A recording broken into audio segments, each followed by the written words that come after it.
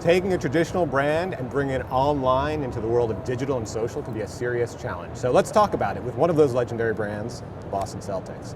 I'm Daniel Burstein, Director of Editorial Content at Marketing Sherpa. We are here at the DMA's annual event, and I'm joined now by Peter Stringer, the VP of Digital Media at the Boston Celtics. Thanks for joining us, Peter. Thanks for having me.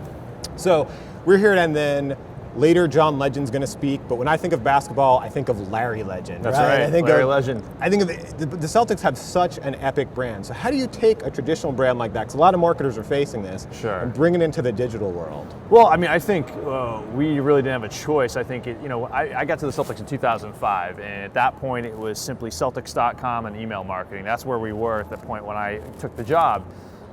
Over the last decade, obviously, things have evolved pretty drastically. And so I was there to launch our Facebook page, our Twitter page, Instagram, video across our own website and YouTube. And now, of course, Facebook is a massive video platform. So as these platforms come out, we're always looking at them and, is this an opportunity for us to obviously market our team, help us sell tickets, but also reach our audience with our corporate partners as well. But just on top of all that, just engage our fans. Our fans are talking about the team on all of these different platforms. And so we've got to have a very strong presence on all of them. And we've built up over the years, and we've got almost 9 million people on Facebook, 1.5 million on Twitter, 750,000 on Instagram. And so these platforms have become really successful channels for us. And that's primarily how we market the team now. You don't see a lot of print advertising from basketball teams anymore. It's just that avenue has really died out, and teams are spending their time in understanding how to monetize and market their team on Facebook, on all of these different platforms, and that's how we're reaching our audience today. Okay, and so there's new social platforms coming out all the time, Sure. right? Snapchat and whatever. Yeah, sure. So how do you decide which platforms to engage with and which aren't right for your audience? Well, I think anytime a platform gains traction, like a Snapchat, for instance, we're always going to grab a presence there, make sure we've got our name locked up on it. For me, Snapchat, I think it's something we continue to debate internally a lot. We've got a presence on Snapchat. We've got, I think, about 13,000 fans, followers there, whatever we're calling them on Snapchat these days. But I'm not necessarily sure that Snapchat, in the way it's presently constituted, is a really well-designed platform for a brand to monetize or market through. Really, it's a very nascent platform. If the people who run Snapchat are very young, I don't think they have the infrastructure in place, or just the way the platform actually works is not really designed to be marketing. It's really designed to mimic the way people text each other. I just think as it's presently constituted, it's not a great marketing platform. I think it could become that. They certainly have a user base and an audience there, so it's got the potential. And so for us, when these platforms come out, we certainly want to stake our claim and make sure we've got a presence there. But you really because you want to protect your brand name. Well, sure, right? yeah, absolutely. Yeah. But you really can't have a great strategy until you start using the platform and trying to understand how your fans expect to use it. Realistically, if you're using it in a way that doesn't match up with the way people actually use this platform in the wild, it's not going to work. And so your strategy has to be evolving. You have to, as the platforms continue to evolve, you've got to evolve. Facebook's no different from that. They change the rules every 3 months, it seems like, with the algorithm. And so it's constantly incumbent upon us to figure out, okay, if this is the way this platform works now, we may have to change our strategy. Last summer, the Ice Bucket Challenge, when that came out, our head coach sent me a video of himself in his backyard doing the Ice Bucket Challenge. And it was at the end of the day, and I said, all right, well, I could upload this to our website, but I just want to get out of the office. I'm like, I'm going to throw this up on our Facebook page just natively, see what happens. Normally, we would direct people from our Facebook page to our website to go watch the video. Well, that video did about 50, 60,000 views in the first few hours. A, because it was kind of unique. You're not used to necessarily seeing the head coach do the Ice Bucket thing. And also just the Ice Bucket Challenge was starting to really get viral and people were getting excited about it. But really, a light went off for me, and I was like, wow, if we can get 50,000 views on a video like this natively on Facebook, we have to think about our strategy, because that same video might do 10,000 views on our website, but we had an audience there of 9 million people that we potentially could hit. And so we changed our strategy based on testing after that for about a month, and now we upload all of our video natively to Facebook, and this has been going on for the last year or so, and we're consistently still seeing those audiences of 50,000, 60,000 fans watching a video, which we can never get that type of an audience on our website. So really, a long-winded story, but the point being, you've got to constantly be ready to evolve and change your strategy as these platforms change how they work.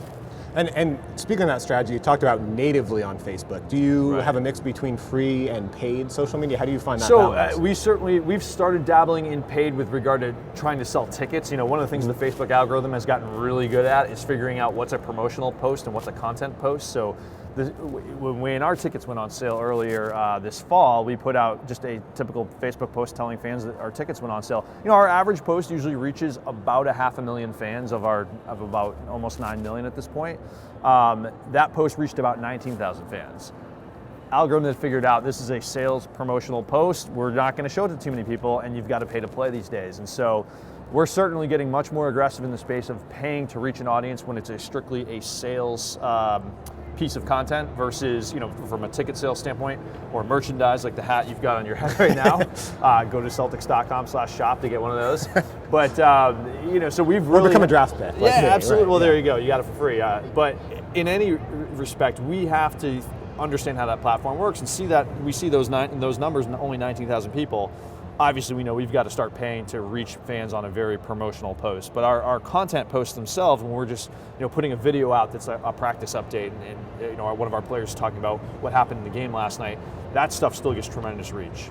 Okay, so whether it's free or whether it's paid, there's an investment there, right? Sure. So a lot of marketers struggle with how do you determine the ROI of social media? How do you prove it? So how's that worked out for you? Well, certainly we can look at a post that we pay to promote and track ticket sales back to that post, whether it's through a came from code that Ticketmaster provides that lets us understand this post drove traffic to the ticket page and drove this many sales. And so we can get a very specific ROI on a paid promotional post that we put out to reach fans to buy tickets. And that we'll reach a lookalike audience with that, or a retargeted audience across Facebook to obviously achieve the goal of reaching fans that maybe aren't even necessarily fans of our page, but they're still Celtics fans. So we can certainly look at that way. And I think the other way for us is, again, we've got, like I said, 40, 50 corporate partners who spend money to do business with the Celtics and reach our audience. And so we're monetizing our content through branded content. Like our Amtrak Road Report is a 2-minute video that talks about what the team's doing on the road that day. It's brought to you by Amtrak, and so that's part of their larger partnership deal with the Celtics, but they're spending money to reach our audience through those platforms. So for us, the path to monetization is actually pretty straightforward. So, and you talked a lot about Snapchat also, so let me ask you lastly, any other trends you see emerging in social, video, digital content that we should keep our eyes on? I think it's a couple things. One, it's pay to play. You just, to reach your audience with promotional, you're going to have to pay to play. I think number two is the visual nature of all these platforms. Every single platform is transforming into a visual platform. So you're seeing Facebook put a much higher emphasis on imagery, on video. Obviously, the success of Instagram speaks to that. Twitter, images that have photos in, tweets that have photos in them. I think about 5x the engagement on those. Not surprisingly, but that's just human nature. The picture says 1,000 words, right? And so, I think you're going to continue to see more of that from the platforms. The algorithm thing is another thing. I think you might see Twitter go to an algorithm again as advertising becomes a bigger piece of how these platforms are monetizing themselves, and the emphasis on monetization from all these platforms. You look at Twitter right now; they're a company that's in a lot of upheaval right now. They just switched over their leadership. You're going to see more and more of this as they continue to chase the stock prices and try to continue to generate revenue. I think that's the biggest trend you're going to see on all these platforms as they start to mature and become real full-fledged companies. For some of the younger ones, especially, a Snapchat's got to really figure out what their revenue model is longer term beyond just the paid experiences on there. They're going to really have to get aggressive about that. So I think that's what you're going to see in the next 6 to 18 months. Okay, any predictions for the NBA season while we've got you here? Obviously, banner 18 for the Celtics. Clearly, we opened up training camp last week. The team is in Milan tomorrow night. They're in Madrid for another preseason game on Thursday, and they come back. I believe our season opener is the 29th at home against the Sixers. I don't know when we play the Knicks, but I'm sure we're going to beat them too. Well, good luck to you and the team, except when you're playing the Knicks. Outstanding. And thank you for watching. You can see many more interviews from And Then at marketingsherpa.com/DMA.